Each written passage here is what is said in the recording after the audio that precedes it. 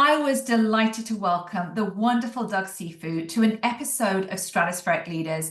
And what an enjoyable conversation we had. There were many laugh out loud moments for me. And what struck me was how real this conversation felt. And I imagine that whether you meet Doug in the boardroom or equally if you bump into him in a restaurant, he's exactly the same, which is he's warm, he's charming, he's funny. And he's a serious business person, but refreshingly, he doesn't take himself too seriously. And when we talked about the world of work, it all started from an early age for him. Eager to make his own money, he started off cutting grass, and then in his teenage years, he became a golf caddy. And like many of us that have had jobs in our youth, there are so many valuable lessons that feed into our leadership. And for him as a caddy, he learned how to treat people, how to treat them with respect, and how to connect with people across all walks of life. Post high school, he went on to Columbia to study law, and this is where his mother said to him, Dougie, you're either going to make a lot of money or you're going to get yourself into trouble.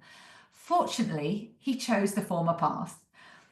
Doug was a successful lawyer for many years before he joined forces with Vinnie Viola, and they founded Virtu. And this is a company which specializes in high frequency trading and market making across a wide range of asset classes. And I was really curious around why did you name the company Virtu? It was after the word virtuous, because everything they do, he said, we want it to be virtuous. There's no gray, it's black and white, and we're always going to be on the good side of white. Now in 2025, Doug has been with the company for 17 years. He's the CEO with a market cap of around $6 billion. And having worked with the organization, I can confidently say it's a firm with some of the very best people in the industry. It's a great episode with some exceptional leadership lessons and also some genuinely brilliant personal insights. I trust you're going to enjoy this episode as much as I did recording it. Doug, I am delighted to welcome you to Stratospheric Leaders. In fact, I'm thrilled to welcome you to your episode of Stratospheric Leaders. You and I first met at a Christmas lunch several years ago, and I remember it vividly because it was during this brief window between COVID lockdowns where we were able to gather in person before everything shut down again. So I think not only did we share Christmas cheer amongst the group, but also a few microbes. But since then, I've had the privilege of working with the Virtuians, and you have such an extraordinary group of people working at Virtu. As part of one of the programs I ran last year, you and I did a fireside chat.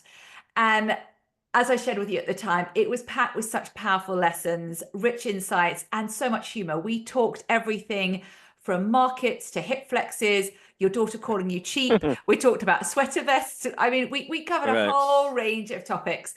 And the conversation really left a lasting impression on me. So I have very much been looking forward to our podcast recording.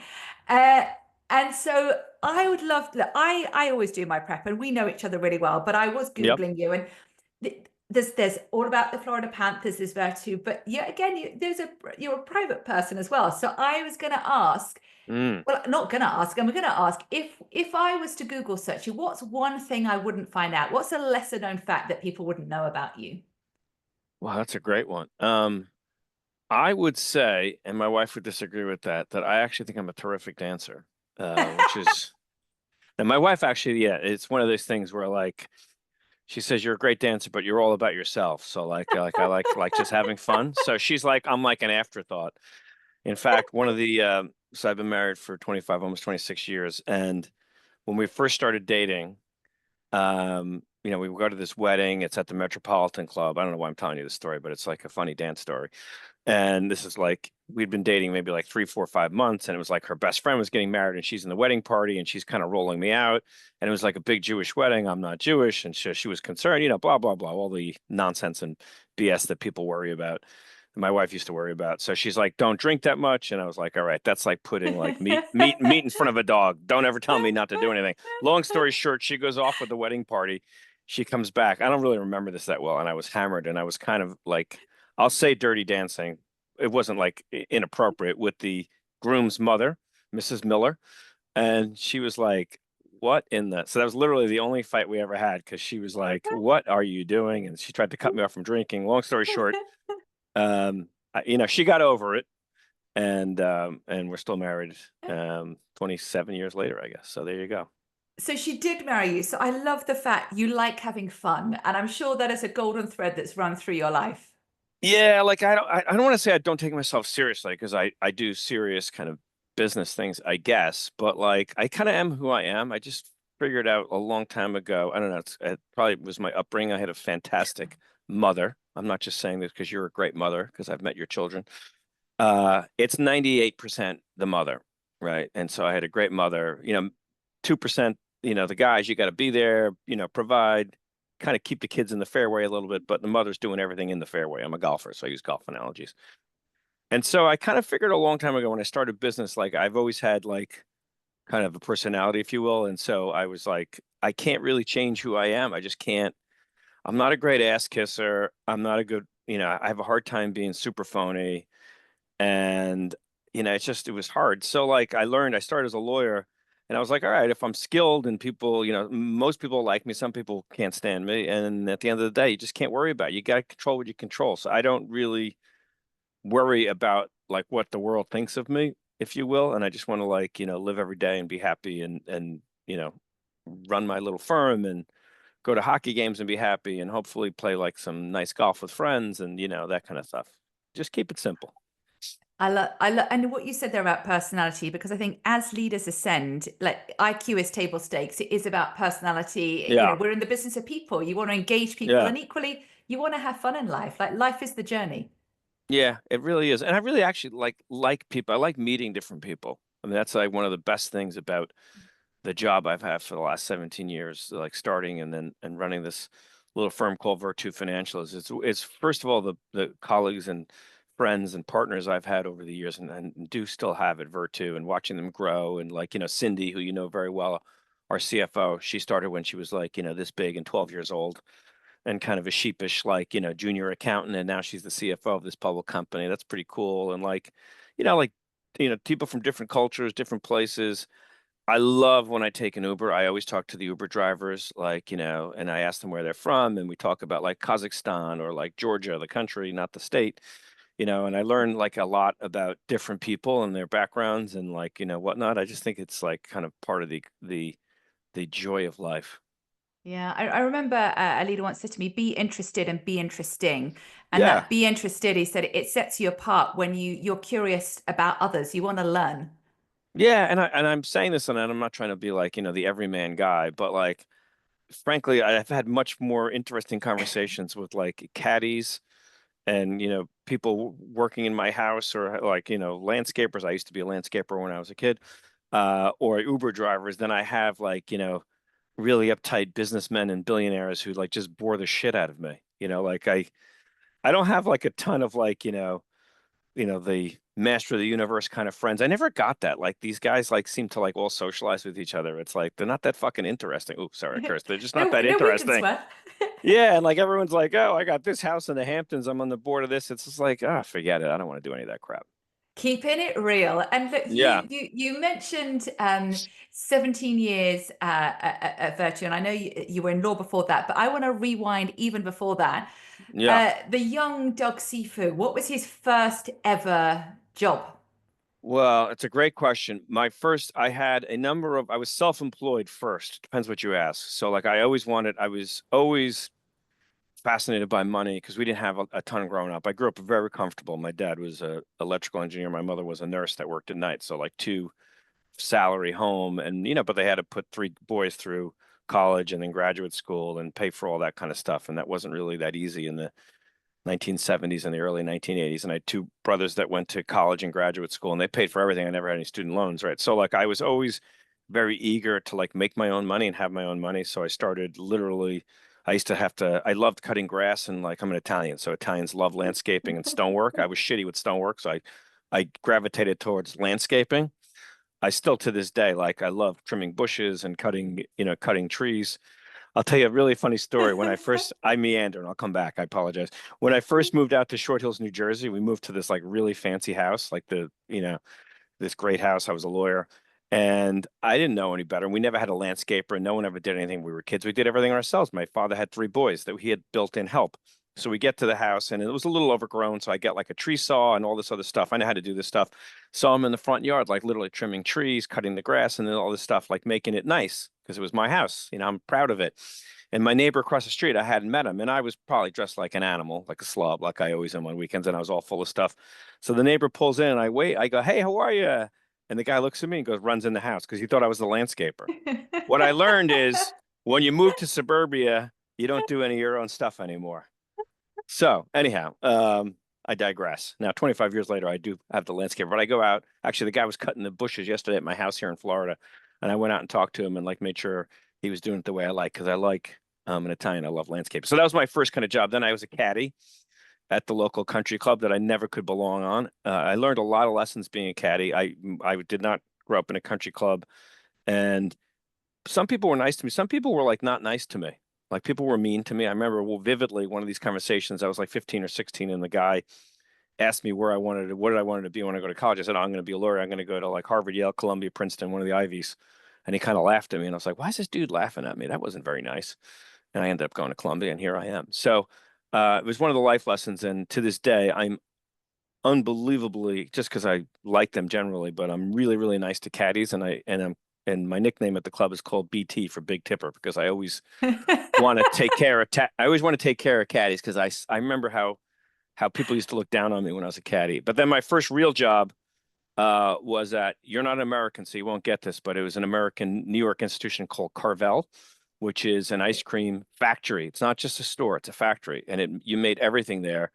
And I started working there when I was 16, and I was really good at it, like really good. I made cakes, I made flying saucers, I loved it. I loved it. I made $3.35 an hour. I got a promotion. I ended up being the manager. I worked for this lovely Italian grandmother named, what was her name? Mrs. Munia. I never called her by her first name, Mrs. Munia. She loved me. I made the cakes. They had a cake called a Cookie Puss, which they still make today. So you could be a little creative. The only thing I was really hard, I have terrible handwriting. And when you write on a cake, when you write like happy birthday, when you do it with the icing bag, your handwriting still sucks, even if you're using icing bags. So I was not good at that, but I love that job. The best part of that job, which was not good for my physique, was if you made a mistake, Mrs. Munia said, if you make a mistake, you can eat it. So I would like, if you fucked up a cone and did like vanilla instead of chocolate, you'd put it to the side and then eat it. So I gained like 20 pounds. But other than that, it was a great job. And I love this. And going back to your caddying, you said you weren't, you learnt many life lessons. One is about how you treat people. What other lessons did you learn that have really Well, stood the test of time?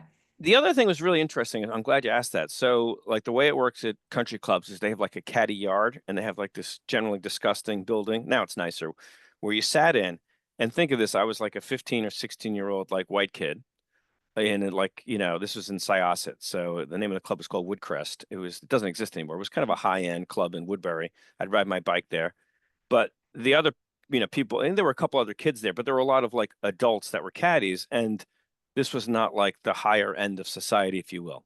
So there I am as a 16-year-old, and guys were like throwing dice and drinking, and there were African Americans there and other minorities. I had never had interacted with these people before. So it was like you had to learn, one, how to interact with a large swath of society.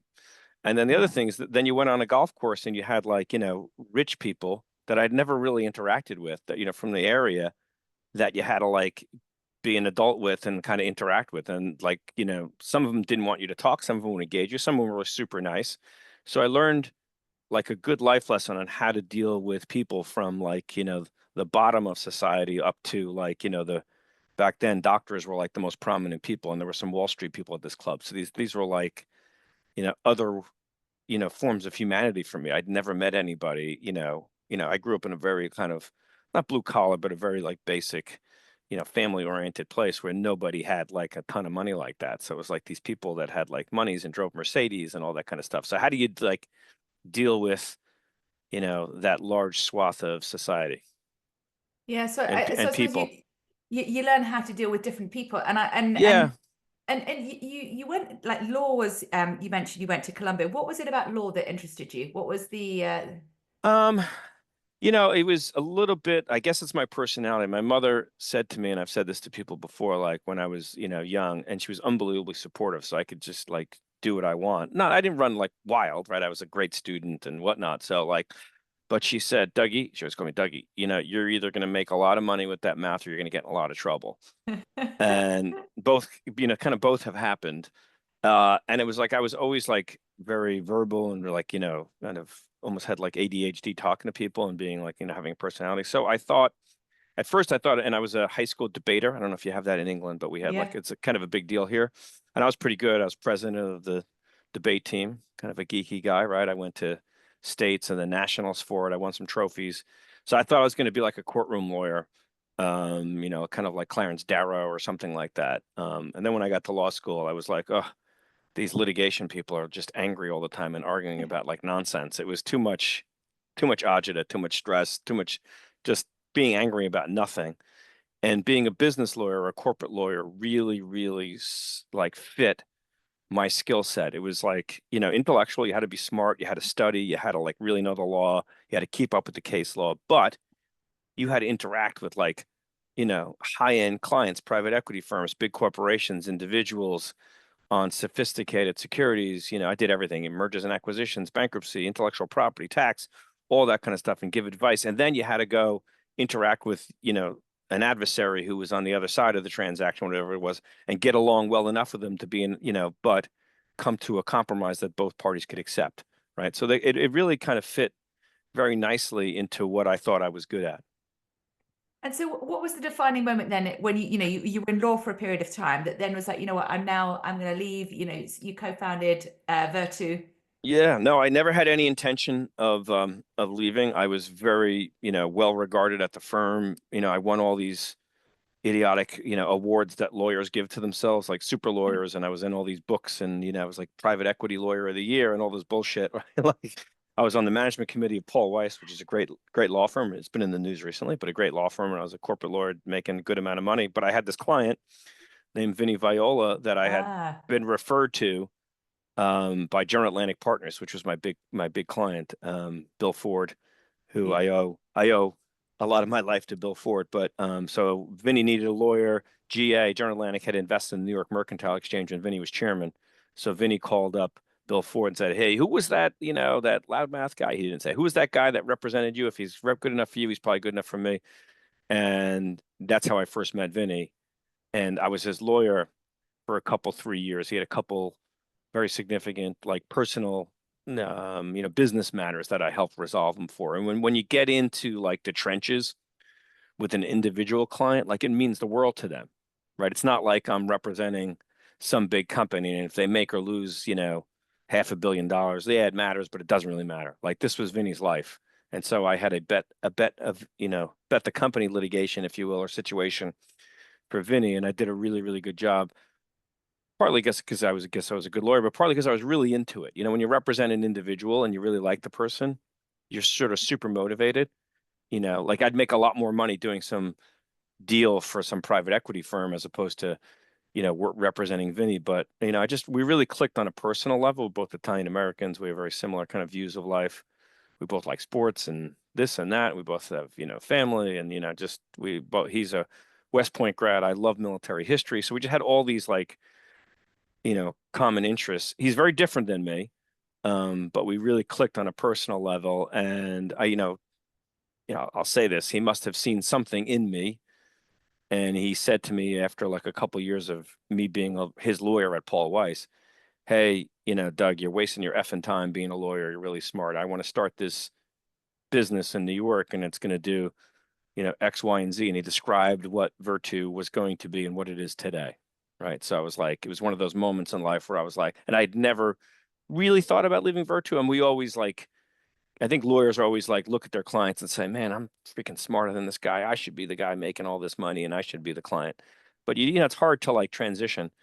And so I met a crazy man who who was crazy enough to trust me. And here I am 17 years later in a really cheap trading vest with a nice view of the Cheesecake Factory talking to you.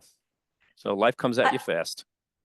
It does come at you fast. I didn't realize the Bill Ford connection because he very Yeah. kindly did the intro to my book. So I met him through I saw that. Lance. Yeah, Um, I know, and he knows Lance really well. He invested in Lance's company, so yeah. but I Actually, love what I did that deal. I did that deal for GA. did you? Okay, but I Oh, love yeah. what you said there with Vinny. You did a great job. There was like rapport, there was trust. Yeah. There was consistency. There was and Virtu. I'm again. How did you call it Virtu? Is it something Vinny had already decided on the name? No, it's kind of a funny story. So like, Vinny's, you've met him a little bit. Like he's a very like kind of black and white, I'll say like a lot of his upbringing was informed by the United States Military Academy at West Point. So he's Okay. an Army Ranger at his core, right? Like disciplined. He's a little crazy, but he's disciplined and he learned all of his life lessons at the academy. And he would have been a great general. He kind of is a general, but he would have been a great, general in the United States Army. And I think, for personal reasons, he had to get out of the Army. But so everything was always informed by that. And when we were starting Virtu, I was still a lawyer. So I said, oh, hey, I can handle the organization of the, I didn't know anything about trading. So I was acting as our lawyer and our president and our general counsel and our CFO. It was a startup. It was me and Vinny. So I was kind of doing everything. So I said, hey, Vin, what are we going to call this thing? He goes, I want to call it Virtu Financial. I said, why Virtu? He said, oh, because everything we do, we're going to be virtuous, right? There's no gray. It's black and white. And we're always going to be on the good side of the white, right? So everything we do, we're going to be virtuous. How we deal with our people, how we deal with the outside world, how we deal with regulators. And we tried to emulate that. And I said, oh, great. So I said, VIRTUE, virtue, right? He said, no, I don't like the E. Take the E off at the end. I said, Vinny, I said, for the next however long, we're involved with this thing, everyone's going to say, what the fuck is virtue? Where did it come from? There's like a character in like some Machiavellian, I think in a Machiavellian book. I said, no one's going to understand. He goes, I don't care. I don't like the E at the end. I said, all right, you're the senior partner, whatever. No E. That's our relationship. Okay, so that's how and I love that virtuous piece because what a Yeah. strong word to underpin Yeah. an incredible value. And you mentioned your transition from law into founding the business with Vinny. There are many people that want to take that leap of faith, but I think fear Yeah. can take hold. What advice, like if your daughter or your son were coming to 10 years in and saying, I'm thinking of making a change, Dad, but I've got job security, I've got reputational capital, like, what do I do? What advice would you give Rachel, for example? I would say, look, you got to go with your gut, right? Sometimes, right? And it's hard to do. I was 42 years old. I had, what year was that? It was 2007. So I had a 6-year-old and a 4-year-old. I had a house and a mortgage, actually 2 houses. I had one in New Jersey and I had a small one here in Florida and 2 mortgages, right? I was making good money at Paul Weiss. I mean, he made it easy because he's a very generous guy, right? Like we shook hands on, and he said, "This is what I'll guarantee you this, and for the first year or two, blah blah blah." And in my heart, I said, "Okay, well, if this really blows up and it doesn't work out, I could always go back and be a lawyer because I'm a good lawyer." So I had that to fall back on. But it was just like it was the right time in my life. I had been a lawyer at that point for 18 years, and when you do something, and I loved being a lawyer, but the grind of being a lawyer at a big law firm it's hard to overstate what a grind it is. I mean, I worked a lot of hours. I built probably, I think like 2,700 hours or something like that.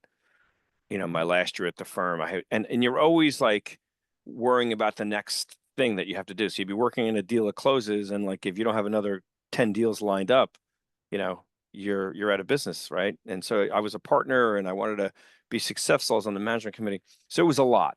So when the deals would come in, sometimes I'd be like, "Oh God, I got to find someone to work on this." And people were calling me on weekends. It's a lot.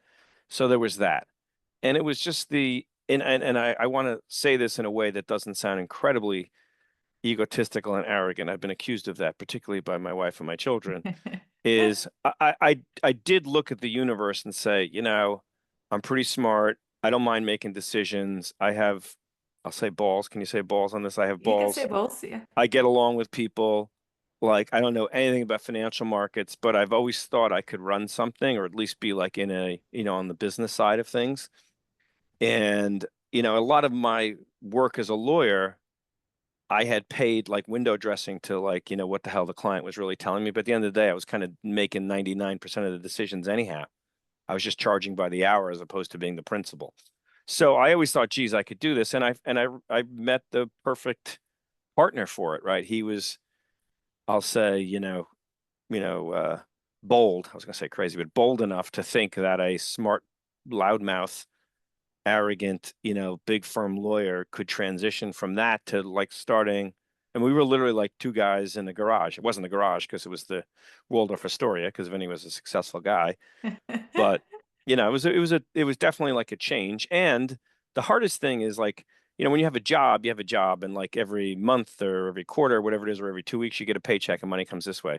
When you start a business and every 2 weeks you're paying rent, we weren't trading yet. When no money's coming in, money's just going out.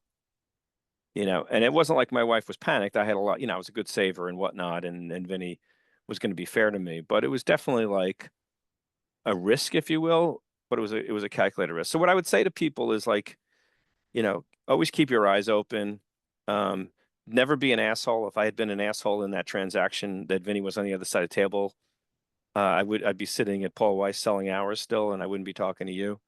Um, and and have a voracious desire to learn things. I think he saw that within me. Like a lot of lawyers in particular, like tend to get pigeonholed into like a particular, like, oh, I'm a private equity M&A lawyer and I've done 20 different deals, right? And it gets sort of like, and you become a subject matter expert. Like I may not have been the best private equity lawyer, but I was a pretty damn good, really broad lawyer. I knew enough about tax and intellectual property and all this kind of stuff. And if I didn't know something, it would bother the crap out of me. So I would go read it and learn it and read cases and ask questions and try to like, recall as much of it as, or remember as much of it as possible. So I think that has really, done me well here in trying to like, start, grow, and run this business. So like, if you have those kind, it's not just ambition, it's like desire to like better yourself and to learn more and to like be more and to just be broader in life, right? Like I didn't, Vinny said to me, he said to me in 2008, you're going to be an industry leader in this thing. And he would say these things. Vinny has these like unbelievably like, broad statements he makes about things. And like, sometimes to be honest, they go in one ear out the other. I'm like, this guy's just talking. But I remember him saying that. I'm thinking, there's no freaking chance. And he took me to see Terry Duffy at the CME. I was like, wow, this is Terry Duffy at the CME. And like, he took me to see Bob Greifeld at NASDAQ. Like he knew all these people, Donnie Wilson in New York. And he's really nice. He kind of took me around. He basically said, I'm going to hold your hand for like a year. Then, you're off in the wild. And, I guess I am kind of an industry leader now. So it actually kind of worked. And the word that struck me when you said about the balls is about courage, isn't it? Courage and belief. And that, and to your point, it's calculated risk. It's not being reckless. It's like, you know what, if it doesn't work out, I can still go back. But there's that belief that it's going to be okay. Yeah, I think it's a belief in yourself. Like I always, like I was not the most politically correct guy at Paul Weiss, and which is, big law firms. I mean, and Paul Weiss is a pretty great firm, but like I didn't really like play the game because I didn't have to. Like I said to myself, okay, if I'm really good, if clients like me and the partners like me when I'm young, I'm going to get a lot of work, which I did. I'm going to get more work than I can imagine. And then clients are going to, then I'm going to make partner because they're going to see how good I am. And clients are going to like me and I'm good with people. I'm a good schmoozer. I'm good on a golf course. I'm not half bad in a pub. So like I'll get clients and I'll get work and I'll always have a business. Maybe you won't be, $100 million of legal fees. It might be 10 million or it could be 20 or whatever it is, but I'm going to always be successful as a lawyer because I have all those skills. So screw it. Who cares what people think about me? I don't have to like, I'm not looking to be everybody's best friend. I'm looking to like, have great colleagues, collaborate with people and have a good, have a really good practice that I'm proud of. And so it was that kind of mentality when we started Virtu. I was like, okay, all right, I'm a talented guy. I'm gonna figure this shit out. I remember like I used to put on my wall of my first office in the temporary office, I'd have like little stickies on all the acronyms because people would say like EBS, E-Speed, they'd have like all of the months for crude would have different abbreviations. And I didn't know any of this stuff. So I'd be in these you're the president of the firm and people expect what the hell left from right is. And I didn't know. It's like learning a new language. You know what I mean? It's like I was literally like an immigrant dropped off a boat at Ellis Island and I didn't speak English. I was speaking Swahili, So it was like I had to learn a whole new language. But to your point, you were a voracious learner, and if you figured it out. If you don't know the answer, you go, as you said, I'd go where? I'd listen to case studies. Yeah. It's that desire to want to grow. Yeah, and the other thing is, I'm not, again, it's the right way to say this is I'm not afraid to be embarrassed. So I would ask questions where it was very clear I didn't understand something, but I was smart enough and worked hard enough to have context around the question I was asking, if that made sense. Yeah. I didn't just go up to our technologist and say, "Oh, what's an operating system?" Right? Like I'd learned enough about it, and then I would go to our CTO, Aaron Simons, who sits a couple doors down, in 2009, and I would ask him a question about like, oh, how does the PCI bus work? What's a kernel bypass? Like, what's an FPGA card? How does it really work? I think I understand it. How does this really work? And I'm sure he would roll his eyes sometimes, like, I cannot believe I work for this schmuck and doesn't know any of this.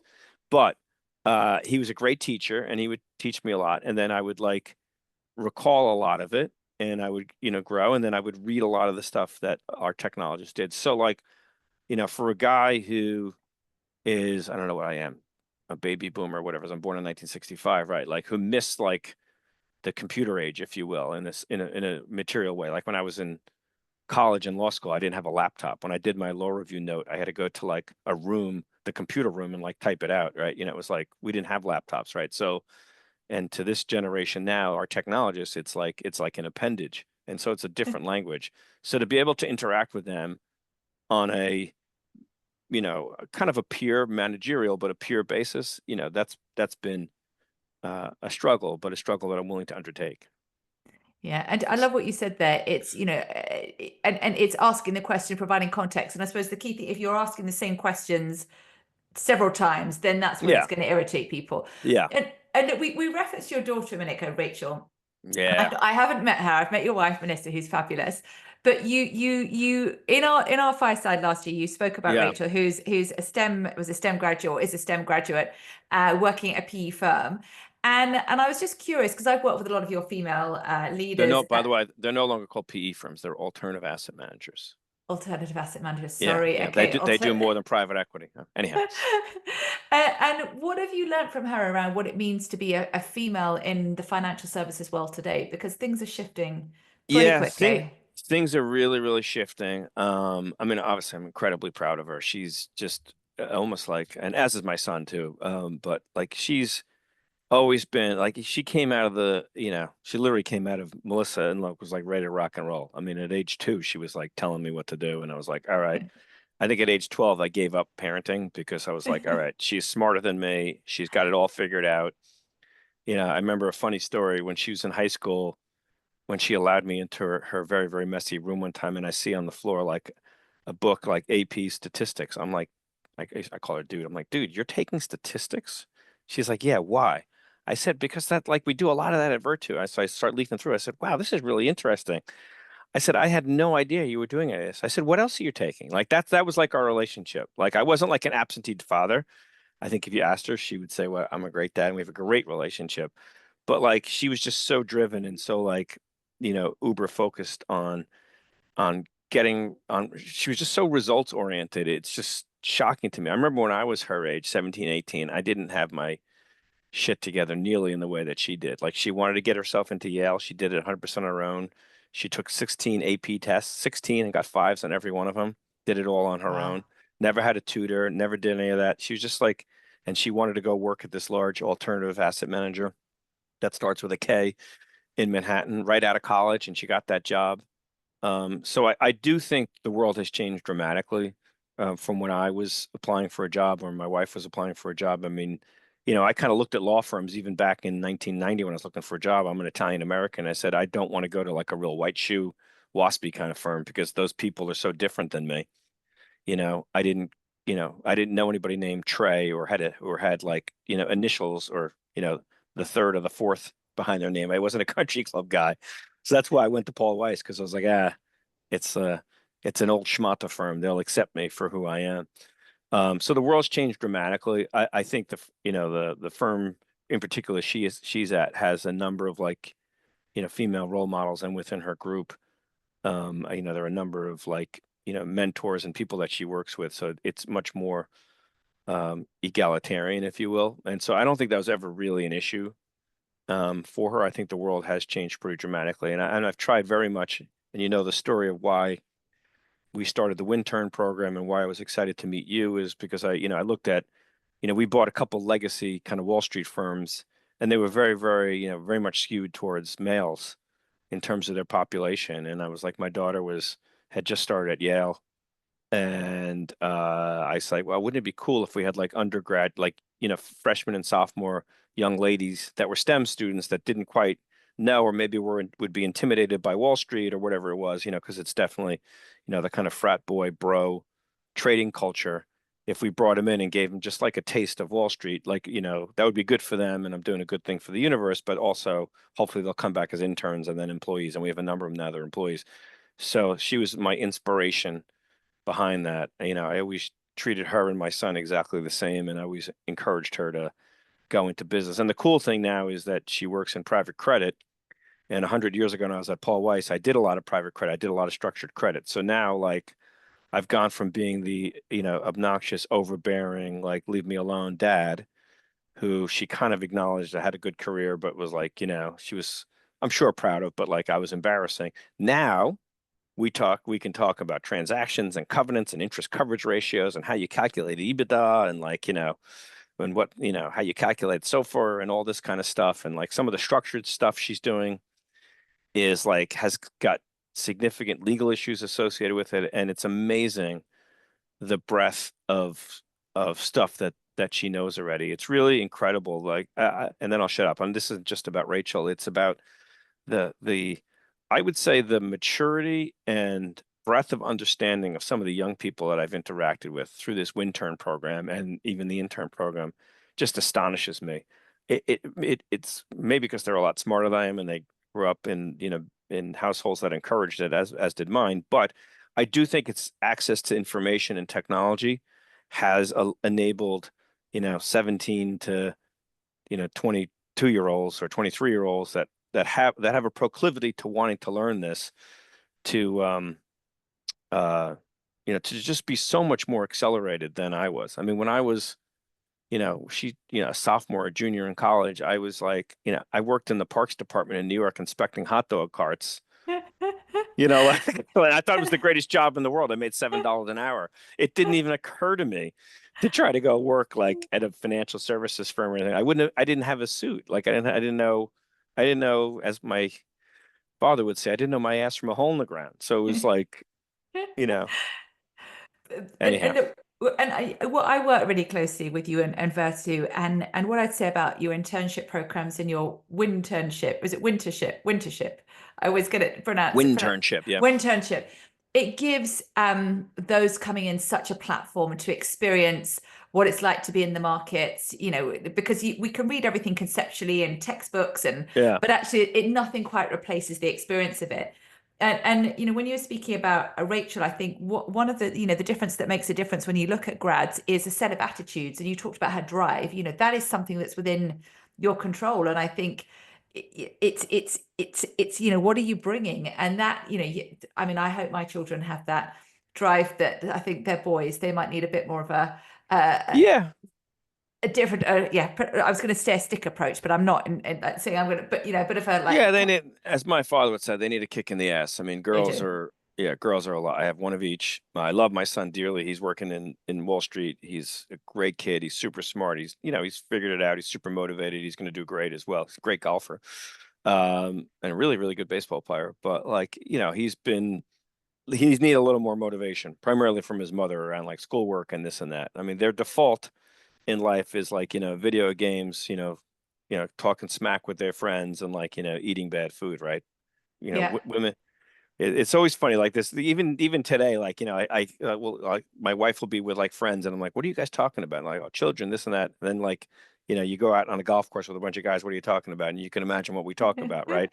Either nothing or sports or just nonsense, like. I remember the story you said last year when we talked about Rachel. You said she's a truth teller. Was it you were going to get rid of some of the snacks in the kitchen, and she said, "Don't be cheap, Dad." Yeah, no, she's like my what do you call them, Gen Z? I don't know what that generation's even called now, like the 20-year-olds. So like I bounce stuff off her all the time about like things we do around the firm. So like I go during COVID, like, we started having free lunches, because the people that came in and were, you couldn't go out, blah, blah, blah, blah. So we had like 8 different types of like jerky, ostrich, beef, chicken, whatever it was, like 12 different kinds of sparkling water. So I was like, this is ridiculous, right? We're basically running like a deli at Virtu. So I said, she was working, interning at another firm in New York, and they provided nothing. So I was like, oh, and I asked Joe Maluso, what does all this cost us? I said, I'm going to give it. So I said to Rachel, what do you think? We got a barista, we got this, we got that. She's like, you can't get rid of it. We love snacks. We kids, you can't be cheap, Dad. I'm like, all right. So hence we have ostrich jerky. But you know what? We all need truth tellers in our tribe. And Yeah. talking about our tribe, I've had the privilege of working with Virtu. You've got some extraordinary, I mean, I truly mean that, really extraordinary people Thank you. working at the firm. What do you think are the characteristics or the attributes that kind of contribute to creating that winning team? What do you look for in your people? Yeah, I would say first and foremost, we don't have a type, right? So like, we're not looking for, I don't want to, I guess I'm a frat bro. We're not looking for like, frat bro, Ivy League, jocks that like know somebody and like, spend the summer on the Jersey Shore. We have plenty of those. We like them. They're good people, but like, you gotta like broaden the net, right? So we want, and there's a certain amount of obviously like just kind of raw competence, i.e. intellect, that you have to have. You have to have a personality where you can be collegial and you're as worried about like the whole as you are about yourself. And you have to be really a self-starter. It's not it's not like it's not a warm place, but it's not like a coddling place where you're going to have like a manager or a project manager that's going to sit on top of you and tell you have to do this, that, or the other thing. We just don't have the infrastructure intentionally for that. So this is not like, I'm sure not that I've ever worked at Google or Facebook or one of those, or Uber, one of these technology places where, there's like developers and then there's like, senior developers and there's like a project manager and you have a team and you have very, concrete this and then, blah, blah, blah, blah. It's much more fluid than that. Right. I mean, certainly within, we have training and whatnot. Certainly there's organization, but if you're not like a person that will enjoy that kind of environment, right? You're going to have a hard time. And so we want people that have that kind of personality. And then the last thing I would say is, and everybody says this, but when we first started Virtu, literally probably through like 2017, so for the first 10 years, I interviewed everybody because there's nothing worse than an asshole in an office. Like there's nothing, I have a rule, like if I meet people, even if they've been here a while, and I really like when they're walking towards my office or I see them and I want to like duck and go the other way, they can't stay at the firm. Because if I'm feeling that, then other people are feeling that. And so it's not like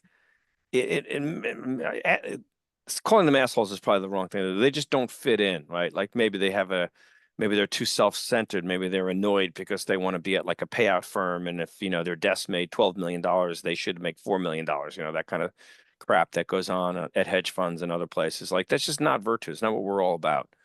So, squeaky wheels get way too much oil. And so my management philosophy is always just make the hard decision and move on.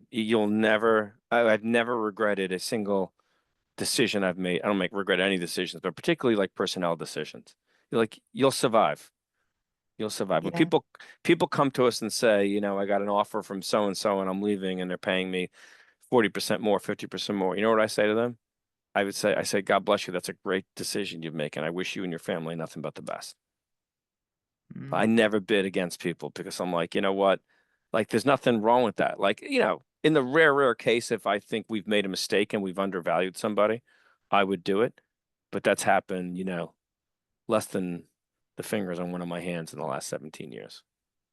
But I think the a-hole, or I call them the jerk geniuses, because often they're super smart, but they're just cancerous. Yeah. Again, they're cancerous, and it's kind of, you've got to take the cancer out. And how do you, what is your barometer for, like, when you said you used to interview anyone, not anyone, everyone, like, how would you detect, like, what would be, is it a question? Is it a feeling? Is it your guts? Yeah, I would always like when I do interviews, because I'm not generally not as smart as the person that I'm interviewing, and certainly not as technical. It would just be a conversation like you and I are having. And you can tell when people respond to things and you ask them questions, if it's always like I, me, as opposed to like, oh, I was, I was on a great team in high school and we won the state championship. It's like, or this or that other thing. I don't know. I guess I have a pretty good, to the extent I have a skill set, as I've said, it's knowing people and kind of knowing their backgrounds and kind of learning a little bit about them and kind of seeing what motivates them, you know? Like I want super talented people that like want to be accomplish something and want to stand out. But I would love, I remember interviewing, folks that were like on a math team or like a physics team or did like a science project, and they would be like, oh, I was with this great group and I had a wonderful like advisor and we did this, that, or the other thing. We submitted this paper and it got published. Like that's the kind of person you want, as opposed to like, oh, I won three. I remember we used to be obsessed with like the math. There's a math Olympiad. I don't know if you're aware of this. No. Yeah, and so all the geeks love this, and you can Google and see, and like people will be like, "Oh my God, this guy won, two golds." When he was like, 19 years old. Like, there's some, person I think who's won like 3 gold medals. They're like the smartest math person of all time. But at the end of the day, they may not be assholes, but they're just not able to like communicate and be practical about what they are. So, the best employees we've had here are like, super smart for sure, like in like a general way, and we definitely test for that. But in terms of like problem solving and dealing with issues, they'll do it like in a collaborative way, right? And they're more than happy to they're not just saying it's my way, the highway. We've had some really, really talented people here that have like kind of, had friction in terms of like priorities, in terms of this, in terms of that. Like if you can't like articulate why you think what a priority over something else to people at Virtu, then in my view, it's you, not them. Yeah. Right. Like I know enough of the senior people here, and people have been here for years and years and years. Like, yeah, we all have egos, but no one is going to like, say no to something out of, because it wasn't their idea. So Right. Or it that wasn't their really, project. So I think that's what makes us really, really strong. Part of what and it does. it really comes up for me then that, people's, the way of being has to be kind of simpatico with the values of the organization. That Yeah. congruency piece is really important. And one of the things that I think I really wanted to touch on today is, when we look at the world around us, change is I think we can all agree, change is constant, but the pace of change is pretty unprecedented. Whether that's the political environment, climate change, but yeah, change is around us. And you've led, organizations over the last few decades. And I was curious, how do you lead in those volatile times? Yeah. I mean, I think I've always been consistent in the way that I approach things, right? Like I can be volatile. I mean, I inherited from my dad, as I tell people, like a bad hip and like a temper, right? So like I definitely have, and I've gotten better as I've gotten older, right? But I can definitely be volatile. But I've been consistent about my approach to leading and growing this firm, right? This is not like we're a public company now, and even like quarter to quarter, I don't sit there and like, get panicked about a quarter or a day or a week. Vinnie and I built this firm for the long term to do, to try to be the best bid and the best offer, and to be able to, as he said, we just want to feed our families, and our families have grown, right? We have 1,000 employees now and public shareholders and things like that.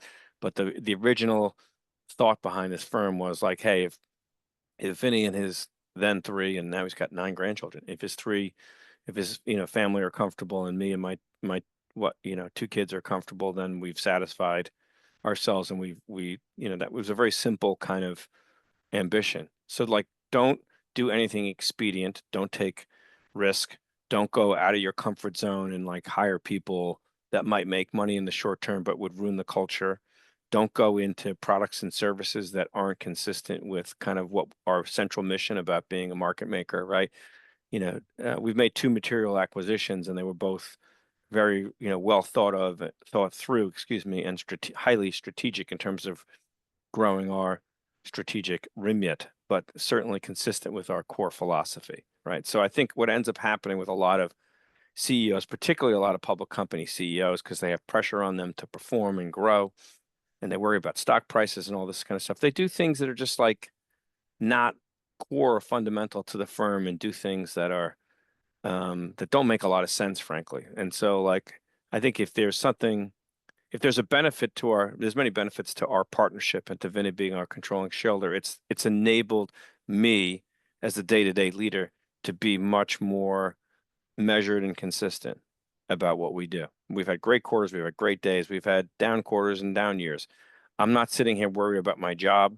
I'm not worried about how much money I make. I don't worry about the stock price, right? I worry about, all right, are we a little more excellent today than we were the day before? Do I feel good about the firm? Is the zeitgeist of the firm, the morale of the firm good? Are people happy? And, are my people that I'm close to around me that I directly interact with, are they doing their jobs? Is their morale got high? And are they moving the firm forward? If so, that's great. The universe is going to give us a lot some days, and it's going to give us nothing some days, right? And you have to like go with the flow. And you said there, stick to the central mission, like don't be part of the contagion. To your Yeah. point, you know the vision, you know the mission, and don't be emotional led. Yeah. Yeah. I mean, I think, a lot of, like the firm we bought, Knight Capital, in 2017 was a perfect example. They had a great core business around wholesale retail market making, right? And then, I mean, I wasn't here then, but like they bought like a reverse mortgage business. They bought like an old school fixed income desk up in Greenwich. I mean, they bought all this stuff that didn't make any real sense to the core mission. It was just a distraction. And so every time you do that, you're just chipping away at the excellence of like what the core business is. And that by definition is going to degrade. You're going to take your eye off the ball of that core mission. And that's exactly what happened. Like, Citadel Securities came in as a competitor. They started, price the pricing of wholesaling in terms of price improvement became more acute. And frankly, Knight just couldn't survive in that format. It didn't stick to its knitting about what it was, and it grew in a very haphazard and non-virtuous kind of way. I love that. And look, you said, I don't want to ask your age, but 60, 59. 59. I thought you'd had your 60th, sorry, recently. No. So 59. Okay. So when are you 60? June. What are you going to be doing to celebrate? I'm going to Europe with the wife and kids. I found this great spot. I'm not going to say where because I do have some haters in the world but I have to satisfy a daughter who doesn't play golf and likes a high-end resort and loves to go to an amazing pool and eat great food late at night, and a son who hates all that crap and wants to play a world-class golf course. So there's about 3 of those in the world, and I found one. But surely this should be about you. It's your birthday. You get to set the rules. You know what? My wife and some of my friends have asked me that, and you know what I say to them, and this is going to sound really like trite and like I don't really mean it, but I mean it. Like every day's my birthday. I live Yeah. with, I'm very, very happy with where my life's at. I can do anything I want. I can kind of buy anything that I want. I don't really want anything, as you can tell. I'm not really a sartorial person. I won the Stanley Cup last year with the Florida Panthers. My name's on the Stanley Cup. I mean, it's like, what else? Life is good. Life's good. So like, I thought about for my 50th, my wife was great. We rented I'm a huge fan of the band Queen. I know every Queen song backwards and forwards. And so I rented a performance space in New York called City Winery or something like that. And we had the greatest, I'm not going to call them a cover band because they're a tribute band called Almost Queen. This is one of the highlights of my life. So I had a couple hundred of my best friends there. And Almost Queen came, and they were so cool. We paid them, obviously. They let me do the set list. So it was every Queen song I liked in a specific order. So what's your favorite Queen song? Do you have a favorite? the answer is like, you can't ask me which is my favorite child, right? Okay. So there you go. I would say I like all the big hits like Bohemian Rhapsody, We Will Rock You, Don't Stop Me Now, We Are the Champions. Obviously I love everything out of that, but there's a song called Now I'm Here, which was on the Sheer Heart Attack album. I'm a big Brian May fan. Yeah, one of my life goals, which I have not accomplished yet, is I want to meet Brian May. I understand the closest I've come to him is I met a guy who serviced his fish tanks at his house in Notting Hill. So when I go to London, I always try to eat like in Notting Hill on the hopes that, and I always look around like looking for a shaggy gray hair. Um, But visualize it, manifest it. And last question, if you were to go back and give your younger, the younger Doug Cifu some pearls of wisdom, what would you tell him? well, the answer I've been giving to everybody, because I just had an operation on my hip, is take care of your hip flexors and stay flexible. Because I had genetically bad flexibility. My dad had his hip replaced, and I sort of ignored it. I exercised a lot, I work out a lot, and I have had a real problem with my right hip recently, but I got it all fixed. So like, you get overwhelmed. I say this to my daughter, because she's now working, right? And they work a lot. And I'm really, really proud of her because she listened to me and she goes to do one of these like Pilates kind of things. I never, solid core. I don't know what the hell it's called, but, and she looks great. Like she's in great shape. She, whatever. Yeah, she's doing it and she loves it. She does it like 5, 6 times a week. So I'm probably like, of the things I've influenced, I hope I had some influence on my children. That's probably at the top of the list. Because I said to her, I said, listen, dude, you're going to work your tush off. Like you're going to be there from 8 to 8. You're going to like eat 3 meals there. You're going to take the Uber home. You're going to like do conference calls all the time. She's an investment professional. That's what I used to do it. You get caught up in that and you use it as an excuse to let like your physical side, not keep up with your intellectual, your work side. I did that for a long time. And it's hard to like undo that, and to try to catch up, which I'm trying to do now. So that's the best advice I could give to young people, which is like, you'll be able to work. There's always time for the term sheet. There's always time for the conference call. There's not always time for your health. Yeah, and the body does keep the score. The body keeps the score. It does.